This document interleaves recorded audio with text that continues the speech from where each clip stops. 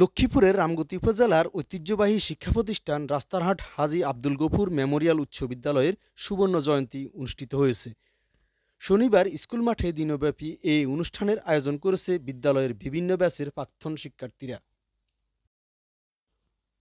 অনুষ্ঠানে প্রধান অতিথি হিসেবে উপস্থিত ছিলেন সাবেক মন্ত্রী, স্বাধীন বাংলাদেশের প্রথম পতাকা উত্তোলক এবং বিদ্যালয়টির প্রতিষ্ঠাতা আসম আব্দুর রব।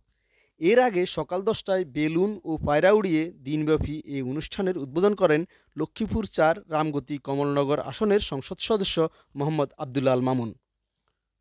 অনুষ্ঠানের সভাপতিত্ব করেন জাতীয় সমাজতান্ত্রিক দল জেএসডি সহসভাপতি এবং বিদ্যালয় পরিচালনা কমিটির সভাপতি মিসেস তানিয়া রব। অনুষ্ঠানটির সঞ্চালনা করেন সাবেক শিক্ষার্থী মিজানুর রহমান এবং মোহাম্মদ নিজামুদ্দিন। সুবর্ণ জয়ন্তী অনুষ্ঠানে অংশ নেন 1972 সাল থেকে 2024 পর্যন্ত বিভিন্ন ব্যাচের প্রায় 200 সহস্রাধিক শিক্ষার্থী। দিনব্যাপী অনুষ্ঠান শুরু হয় পবিত্র কোরআন থেকে তেলাওয়াত, জাতীয় সঙ্গীত পরিবেশন, বৃক্ষরোপণ এবং সাবেক শিক্ষার্থীদের শুভেচ্ছা বক্তব্যের মাধ্যমে। আগে থেকেই স্কুল ক্যাম্পাসকে আলোকসজ্জা সহ নানানভাবে সুসজ্জিত করা হয়।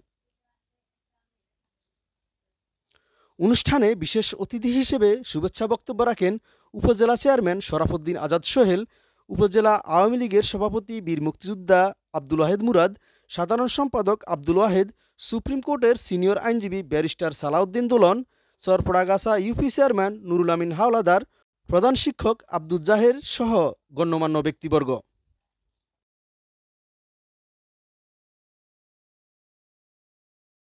সাবেক শিক্ষার্থীদের মধ্যে বক্তব্য রাখেন অনুষ্ঠানের আহ্বায়ক মমিনুল্লাহ, সদস্য সচিব মেহেদি হাসান শিপন, এএসপি ফয়জুল ইসলাম বাবু, আনসার জেলা অ্যাডজুটেন্ট শহীদুল ইসলাম রাকিব সহ বেশ কয়েকজন মেধাবী শিক্ষার্থী। এছাড়াও উপস্থিত ছিলেন মরহুম শফিউল বারী বাবুর সহধর্মিনী ও অর্পণ বাংলাদেশের চেয়ারম্যান বিথিকা বিনতে হোসেন, হিমাচল গ্রুপের ব্যবস্থাপনা পরিচালক আফতাবউদ্দিন মাসুদ সহ অনেকেই। অনুষ্ঠানের প্রথম পর্বের শেষে আয়োজকদের পক্ষ থেকে অতিথিদেরকে সম্মাননা স্মারক প্রদান করা হয়। সন্ধ্যায় মনোজ্ঞ সাংস্কৃতিক পরিবেশনের মাধ্যমে সমাপ্তি ঘটে এই সফল আয়োজনের।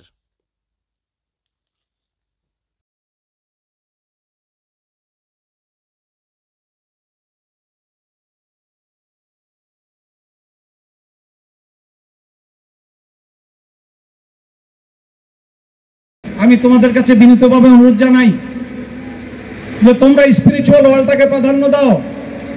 তোমরা তোমাদের রিজিকের জন্য কোনো রাজনৈতিক নেতা, কোনো রাজনৈতিক কর্মী, কোনো রাজনৈতিক প্রতিষ্ঠানের উপরে নির্ভর করো না। তোমরা তোমাদের রিজিকের জন্য নিজেদের ঈমান, নিজেদের লেখাপড়া, নিজেদের পারিবারিক ঐতিহ্য, নিজেদের স্বপ্নের উপর নির্ভর করো। তোমরা কখনো এটা ভেবো না যে তোমরা যদি কাউকে তোষামত করো, কারোর পেছনে পেছনে হেঁটে তোমাদের মূল্যবান জীবনের সময় নষ্ট করো, তাহলে তোমাদের উন্নতি হবে। কখনোই হবে না।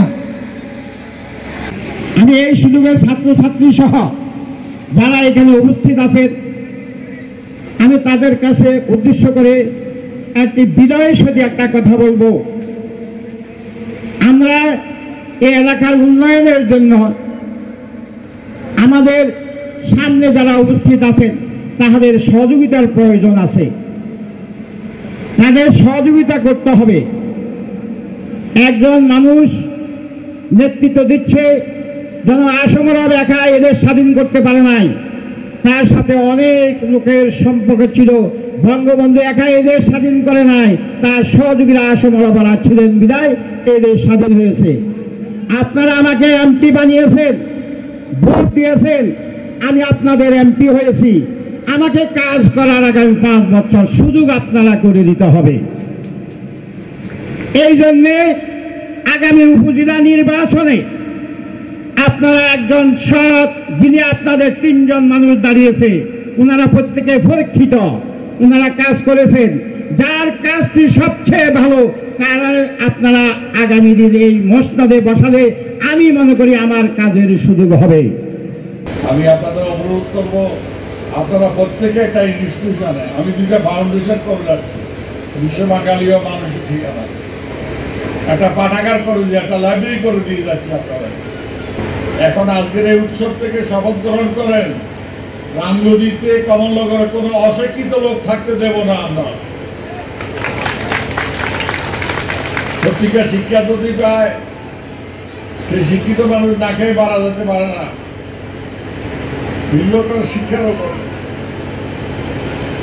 এমপি সাহেব, বিনা চিকিৎসায় কারোর মধ্যে দেবেন না এই শপথে, তাহলে আপনার সকল অবস্থা করবেন। বিনা চিকিৎসায় কারোকে মধ্যে দেবেন না। আমার জীবনের স্বপ্ন মানুষকে মানুষেও দেখতে চাই, ধর্ম জাতি ধর্ম বর্ণ নির্বিশেষে। মসজিদে জায়গা হয় না, কিন্তু এত চোর টাকায় দুর্দা লুচ্চা বদমাস টাউট বাটপার বাংলাদেশে করতে আসতো, মিথ্যাবাদী ঘুষখোর দুর্নীতিবাদ। আমি কোনো দলীয় রাজনীতির কথা বলবো না আজকে। দলমত নির্বিশেষে মানুষ হিসেবে মানুষকে সুন্দরভাবে বাঁচার ব্যবস্থা করার জন্য পৃথিবীতে আসেন, আমরা দলমত নির্বিশেষে আসবো।